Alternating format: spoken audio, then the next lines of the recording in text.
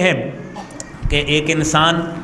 دنیا میں کئی اشخاص کو قرض بھی دیتا ہے، قرض کے معاملات کرتا ہے، اور یہ وہ عمل ہے جو آپ میں سے اکثر لوگوں نے لوگوں کے ساتھ کیے ہوتے ہیں۔ کاروباری معاملات ہیں، اور کاروبار کے معاملات میں جب آپ نے کسی سے پیسے لینے ہیں تو پہلے تو قرآن کی آیت سنیے کہ انسان چاہتا ہے کہ آپ نے میرے ساتھ آج کی تاریخ کا وعدہ کیا تھا، مجھے پیسے نکالیے، اس میں کوئی شک نہیں ہے، وعدہ پورا کرنے کا حکم قرآن میں موجود ہے۔ اوفوا بالعہد ان العہد کان مسئولا،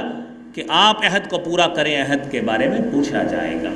مارکیٹ میں جب بوگس چیک ملتا ہے تو وہ شخص وعدہ خلافی کرتے ہوئے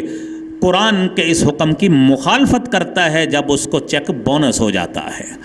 قرآن کہتا ہے اوفوا بالعہد، عہد کو پورا کرو۔ وہ ایک ریٹن ایگریمنٹ ہے جو بینک نے رسید دی، آپ نے کسی کو کاٹ کے دے دی کہ جائیے 21 اپریل کو جا کے پیسے لے لیجئے، وہ تو آج بینک ویسے ہی بند ہے تو پیسے کہاں سے ملیں گے؟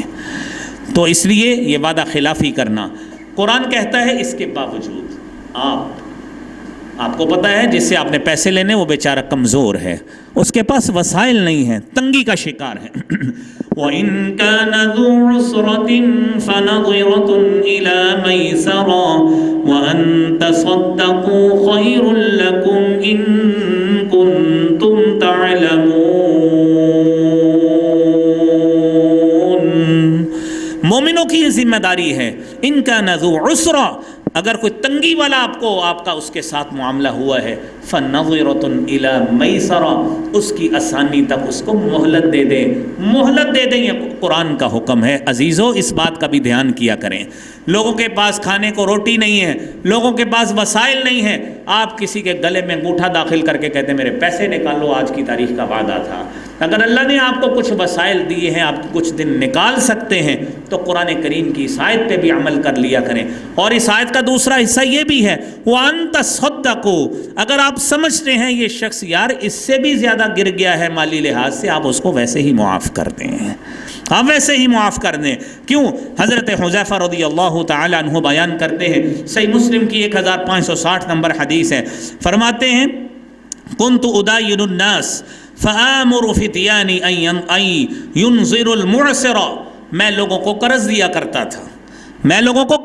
کرتا تھا اور میں اپنے لوگوں کو کہتا تھا کہ جب قرض لینے کا وقت آئے تو یاد رکھنا جو تنگ دست ہو اس کو مہلت دیا کرنی